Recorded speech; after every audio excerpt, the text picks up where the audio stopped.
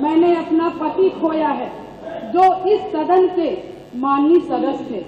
ये बात किसी से छिपी नहीं है। पूरा सदन जानता है कि उनकी हत्या कैसे हुई थी और किन लोगों ने की थी।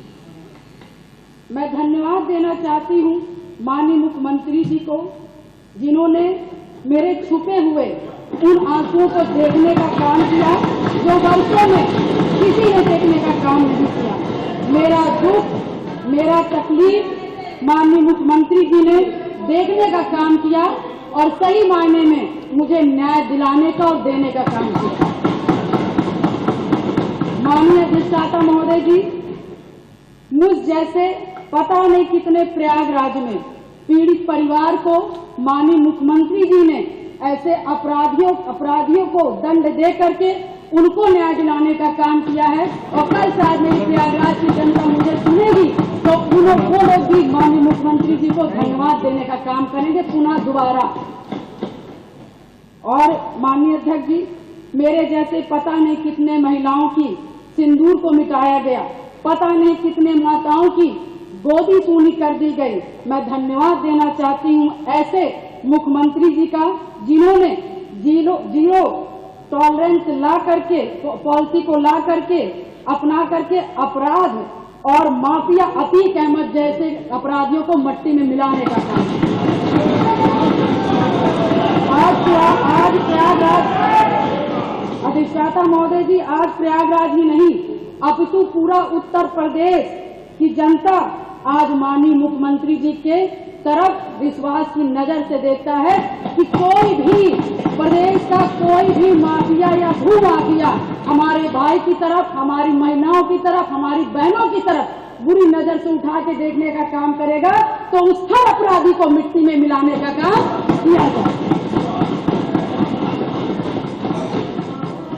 और माननीय अधिष्ठाता महोदय जी, मैं ये कहना चाहूंगी कि कोई जिसकी सबसे बड़ी बात, क्योंकि जो करके दिखा दे उसी पर विश्वास किया जाता है। मैं भी 3 बार इस सदन की विधायक रही हूँ, बहुत छोटी उम्र से रही हूँ। सबकी विश्वास और सबकी आस से मैं यहाँ पर आई हूँ।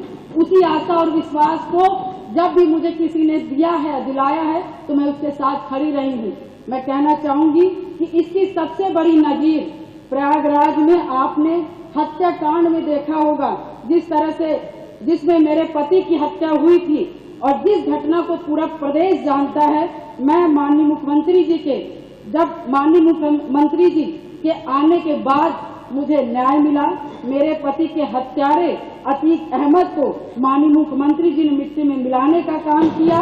मैं उनके इस जीरो टॉलरेंस की पॉलिसी का समर्थन करती हूँ और मुझे लगता है कि इस बात को मैं नहीं कहना चाहती थी, क्योंकि मैंने आज तक चाहे सदन हो, चाहे सड़क हो और चाहे मेरा घर हो, चाहे परिवार हो, मैं विधायक बनी, मगर मैंने बहुत ही शालीनता से अपना परिवार, अपना समाज और सदन की मैंने हमेशा गरिमा बनाए रखी।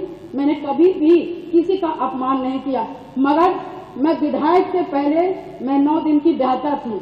मेरी माँ तो 9 दिन की शादी हुई थी और मैं उस ससुराल में मैं विधायक बनने नहीं गई थी। मैं सिर्फ उस घर का रोटी बनाने के लिए गई थी, अपना परिवार बसाने गई थी। मैं विधायक नहीं बनने गई थी। मगर जब मेरे साथ घटना हुआ तो मैंने न्याय के लिए अपना आवाज खोला, अपने अधिकारों को मानने का काम किया और जो कि मुझे जिस तरह से मुझे सही लगा, मैंने कभी जनता को अपना परिवार समझा, कभी आप सभी माननीय सदस्य को अपना भाई बंधु समझा और आप ही लोग से, सभी लोग से मुझे ताकत मिली। और मुझे लगता है कि प्रयागराज में जो कोई नहीं सोचता था, मैं मिसाल हूँ उन सभी लोगों का, जो कि मैं बहुत गरीब परिवार से, दोनों ससुराल और मैके दोनों परिवार से, बहुत गरीब परिवार से आती हूँ। न मेरे पास पैसा था, न गाड़ी था, न व्यवस्थाएं। मंत्री जी बैठे, मैं भी एक महिला हूँ।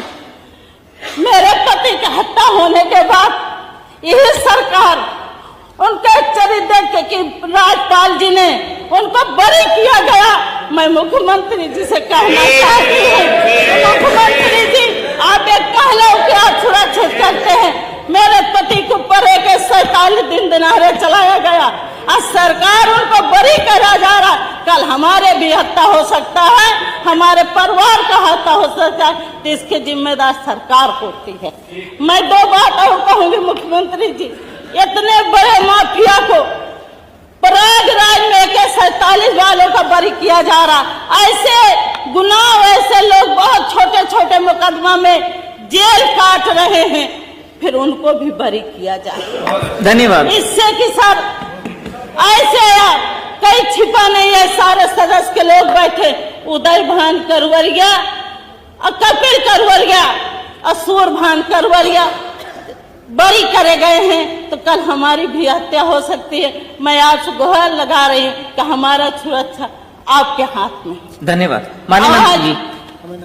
हमें उम्मीद है मुख्यमंत्री जी आपसे कि हमें न्याय मिलना चाहिए, और भरोसा भी है कि हम महिलाओं को जब सुरक्षा कर रहे हैं तो मुझे न्याय मिले। आपसे मैं अपनी बात कह रही हूँ।